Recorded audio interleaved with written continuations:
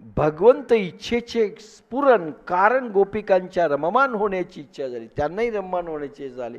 अरे भगवंताबरोबर, अरे एरवी तर घागर घेऊन यमुनेवर जात असताना नाही झाली इच्छा रममान होण्याची. चोरी करायला किंवा केव्हाही हा काना रस्त्यावर पाहण्याकरता पळत यायच्या, तेव्हा नाही झाली रममान होण्याची इच्छा. कारण भगवंत इच्छा आहे म्हणून इच्छा झाली, प्रेरणा आहे, स्फुरण, भगवंत इच्छेचं स्फुरण त्यांच्या मनात प्रगटलं. गोपांगणाची किंवा भक्तांची मिलनातूर इच्छा झाल्यानंतर, गोपांगणाची किंवा भक्तांची मिलनातूर इच्छा झाल्यानंतर भगवंताला इच्छा होते अनुग्रहाची. आधी गोपिकांना वेणुनादातून प्रचंड इच्छा झाली मिलनाची, रममान होण्याची, म्हणून भगवंताला तो प्रकार अनुग्रहित करण्याकरिता इच्छेचं स्फुरण भगवंतामध्ये पण झालं. भक्ताची किती तीव्र इच्छा आहे त्यावर भगवंत इच्छा अवलंबून आहे, लक्षात घ्या. दोघांमध्ये समान भाव जागरण झाले. यांच्यामध्ये तीव्र झाली की त्याच्यात तीव्र झाली, त्याच्यात तीव्र झाली की याच्या. आता कोण अगोदर कोण नंतर ते नाही. कोंबडा अगोदर का अंडा अगोदर निर्माण झालं सांगा बरं? कोंबडी अगोदर का अंडा अगोदर? कोणी म्हणेल अंडा अगोदर. मग कोंबडीशिवाय अंड होतं का? हा जगात पडलेला प्रश्न आहे, अजून याचं उत्तर शोधलं नाही. बिग बँग थिअरी झाली तरी अजून उत्तर नाही शोधलं. कोणी म्हणेल कोंबडी अगोदर, मग अंड्यातूनच कोंबडी निघाली ना, मग कोण अगोदर झालं? तसं भगवंत इच्छा प्रेरणा भगवंताला आधी झाली की त्यांना आधी झाली. अरे उच्चतम दोघांच्या प्रेमाच्या लाटा उसळलेल्या आहेत, कोणाला झाली त्याचं गणित आपणही लावू शकणार नाही. समान भाव जागरण झाले तर भक्तियोग प्रगटतो. ज्या ताकदीवर गोपिकाची उंची आहे त्या ताकदीवर झाली पाहिजे. म्हणून भक्तियोगाची परिसीमा गाठलेले हे महापुरुष, गौरांग महाप्रभू म्हणजे चैतन्य महाप्रभू, रामकृष्ण परमहंस, गुलाबराव महाराज, अंध असलेले ज्ञानेश्वरांची मी कन्याच म्हणायची, हे सगळे, नरसिंह मेहता, मीरा, भाव जगत अतिशय उंच होतं. जरीही तोला मोलाचं गोपिकांच्या सारखं नसलं तरीही कमी नव्हतं, एवढंच म्हणायचं. किंवा भगवंत खेचण्याची ताकद नक्की होती यांच्यामध्ये.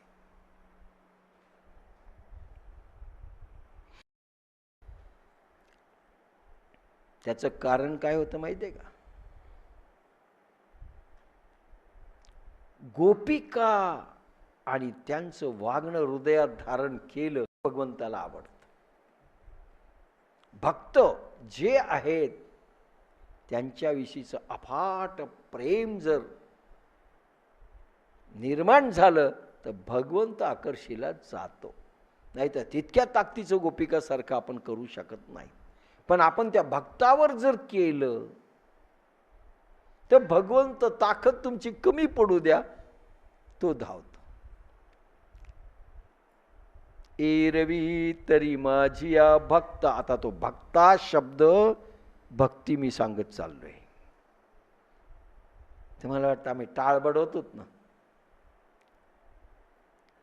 पाठ करतोच ना, पाठ रामचरित्रमानस सुंदरकांड.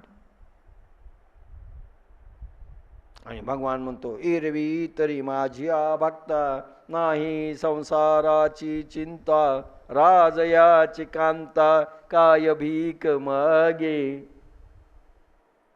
पण कधी भक्त व्हा, तुमचा संसार मी करतो.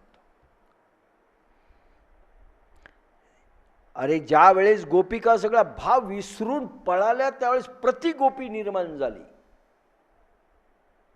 प्रति गोपी की माझ्या भक्तांना त्रास होऊ नये घरी. कुठे पळाली? डायव्हर्स होऊ नये, सोडून देऊ नये. नाही, सगळ्या गोकुळच्या नारेला एकाच दिवशी डायव्हर्स. कुठे पळाल्या होत्या रात्री? अरे राधा राणी इकडे आली तर प्रति मायावी राधा राणी त्या घरात आहे. काय करणार? काय ऐश्वर आहे भगवंताचं. फक्त द्वापर काळात दाखवलं, इतर काळात फार कमी दाखवलं. प्रति ऐश्वर. दोघांमध्ये समान भाव जागरण झाले तर भक्तियोग प्रगट. समान भाव जागरण हा शब्द लक्षात ठेवा. नाही आमचं आपलं 1.5 बुटलीचं प्रेम घ्या, बेल वाहतं बेल, शंकर प्रसन्न व्हायला यांच्या बेल. आणि मग बेलाचं झाडचं अर्पण करा ना, नाही तर पिंडच नेऊन त्या बेलाच्या झाडावर चढवा. अरे बेल कोणतं, पानं कोणते, काय आहे ते? हो ना, शंकराची पिंड बेलाच्या झाडावर नेऊन ठेवायची, सगळ्यांनी दर्शन घ्यायचं.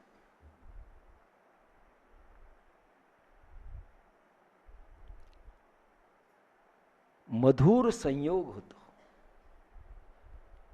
दोघांचं समान प्रेम एकत्र लाटा आल्या की मधुर संयोग होतो. श्री राधा, अरे अलाहाबादला मधुर संगमय, यमुना, सरस्वती आणि गंगा. नाही तर आपलं ओढ गंगा असं आहे का? दुधना काही संबंध नाही, असं मिलन होत नसतं, समान पाहिजे. मधुर संयोग होतो.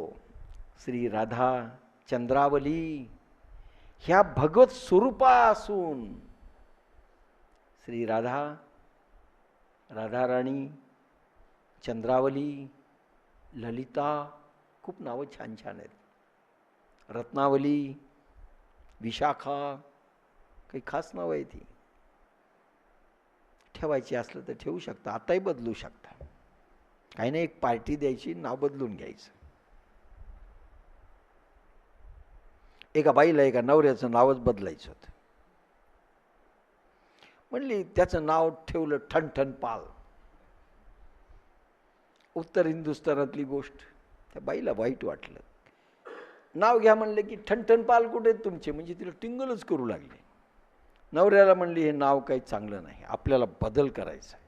ठीक आहे म्हणले. गॅजेटमध्ये प्रकाश त्यावेळेस करता येत नव्हतं, एक महान पार्टी द्यावी लागते. आता म्हणले कोणतं नाव ठेवायचं तू ठरव. म्हणले तुम्हाला इन्सल्टिंग ठणठण पाल म्हणतात, हसतात लोक, मलाही हसतात. तुझा नवरा ठणठण पाल कुठे? ठीक आहे म्हणले. गेली बाहेर, निघाली. तुमचं नाव काय? काय झालं? एक मढं चाललं. अरे म्हणले याचं नाव विचारावं. कोण मेलं, कोण मेलं बाई विचारायला गेली. म्हणले अमरनाथ. म्हणले अमरनाथ आणि मेला? हेट म्हणले हे नाव काही बरोबर नाही, नावासारखं नाव नाही. पुढे निघाली. नंतर एक शेतकरी गवत कापू लागला. What is your name? तुमचं नाव काय? ते म्हणजे भूपाल, पृथ्वीचा राजा. भूपाल म्हणजे हेट म्हणले गवत कापायला, आणि भूपाल नाव नाही म्हणले. पुन्हा पुढे गेली. एक बाई गोवऱ्या थापू लागली. काय बाई तुझं नाव? म्हणजे लक्ष्मी. हा, ही लक्ष्मी गौऱ्या थापायली. हेट म्हणली. आली घरी. नवरा म्हणला काय, कोणतं नाव सलेक, कशाचं नाव सलेक? म्हणजे काय झालं? तिनं काव्यामध्ये सांगितलं. अमरनाथ तो मरते देखा, घास काटते भूपाल, लक्ष्मी तो उपल्या चुनई, तू तो मेरो अच्छो रे ठणठण पाल. तू चांगला ठणठण पाल.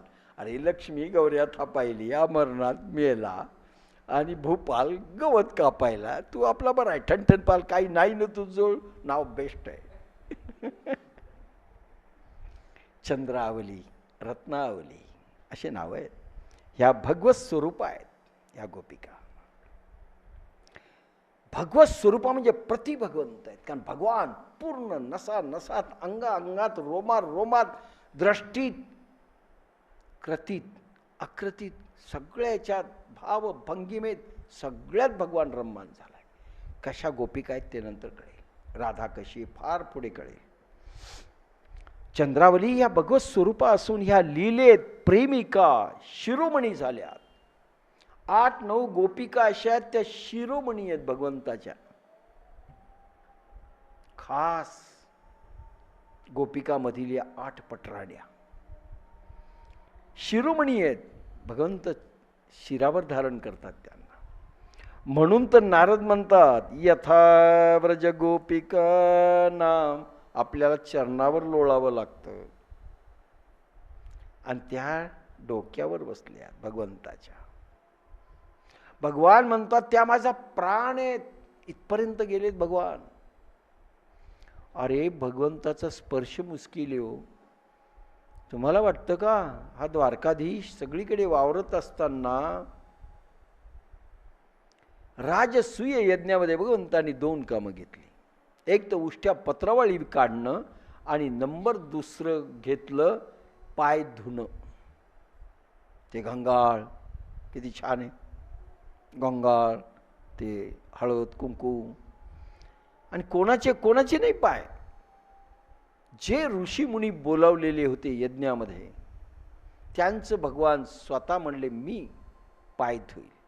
भगवान दाखवतायत अरे हे माझे भक्त आहेत, पण क्वालिटी यांची मी पाय धुण्याची आहे. नारद काय करीत, लाईनमध्ये येत, पाय धुतले की पुन्हा दुसऱ्या लाईनला सगळेच ऋषीमुनी असे. म्हणजे भगवंताचं किती 2 भगवान नाही म्हणले ए तू तर येऊन गेला आता किद्दा पाय धु. भगवंताच्या हाताचा स्पर्श इतका गोड होता, इतका मधुर होता की पुन्हा पुन्हा काही जन्म आपल्याला हा स्पर्श मिळणार नाही डायरेक्ट. म्हणून ते पुन्हा पुन्हा ऋषीमुनी येत होते.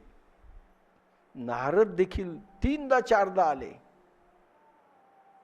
की हा स्पर्श व्हावा नारदाची. अरे गोपिका तर हृदयात आहे. सांगेल कसं कसं होईल पुढे. श्री राधा चंद्रावली ह्या भगवत स्वरूपा असून ह्या लीलेत प्रेमिका शिरोमणी झाल्यात. म्हणून तर नारद म्हणतात यथा व्रज गोपिकाना. 21वं सूत्र. कारण सर्वस्व भगवंताला अर्पण आहे त्यांचं, स्वतःचं काहीही नाही. शरीर प्राण मन बुद्धी वस्तू दृष्टी विषय भावना कल्पना विचार सर्व भगवंताकडे वाहत आहे. अनन्य भावे शरण म्हणतात याला. कारण सर्वस्व भगवंताला अर्पण, सर्वस्व त्याग. त्यामध्ये लोक परलोक याचाही त्याग. लोकामध्ये भौतिक जगताच्या वस्तूंचा देखील त्याग, भोगात इच्छा नाहीये. आणि परलोकाचाही त्याग, कुठलीच इच्छा नाहीये, हा त्याग आहे. भुक्ती मुक्ती दोन्हीचाही त्याग. भुक्ती नको मुक्ती नको. भुक्ती म्हणजे चकझम खायला मिळावं प्यायला मिळावं राहायला मिळावं. आपण केवळ भुक्तीचे बघतायत, मुक्ती नकोच आहे आपल्याला. भगवंतानं सांगितलं एक सांगा गड्या, तुम्हाला आता समजा प्रसन्नच झाला चुकून आणि त्यांनी सांगितलं मुक्ती पाहिजे का, सगळ्याला सोडा. पोरं बाळं लेंढार लिव्ह इट. तुम्ही म्हणाल तुला सोडतो, मुक्ती नको अशी. आपण फक्त भुक्तीच्या मागे लोक परलोक भुक्ती मुक्ती संकल्पाचा त्यागही केला. अनंत जन्मीचे काही संकल्प असतील, काही नाही, एकही संकल्प उठला नाही. कल्पना त्याग करून, कल्पनेचाही त्याग केवळ भगवंताच्या मधुर स्मरणात. काय मधुर स्मरण भगवंताचं. असं नाही रगेल सारखं तोंड करून कुठे भगवान कोणतं चित्र आहे म्हणले. अरे काय मधुर स्मरणात स्वतःला त्या रंगवून घेतात. स्वतःला त्या मधुर स्मरणात स्वतःला ते रंगवून घेतात. स्मरणमय जीवन झालंय त्यांचं, बस अखंड स्मरण. आणि इथे तुकाराम अखंड स्मरण विठोबाचे, अखंड स्मरण शब्द आहे. तुकाराम त्याच ताकदीचे आहेत. स्मरणमय जीवन झालंय. क्षणभरासाठी भगवंत विस्मरण सहन होत नाही. क्षणभराचा विरह, स्मरणातून भगवान क्षणासाठी जरी गेला, येईल उदाहरण तुम्हाला पुढे, परेशान व्हाल तुम्ही ऐकून. क्षणाचा जरी स्मरणात भंग झाला, विस्मरण झालं, त्या स्वतःला पापी समजतात. आपण कधी कधी आठवतो ना साहेब प्रयोग, तुम्ही जे जे जे भेटे भूत म्हणले ना, भूतासारखा माणूस वाटतो, त्याच वेळेस आम्ही त्याला नमस्कार करतो. हे आपलं प्रेम आणि आपलं स्मरण. स्मरणमय जीवन झालं त्यांचं. क्षणभरासाठी भगवंत विस्मरण सहन होत नाही. क्षणभरासाठी, क्षण म्हणजे पापणी लवणे,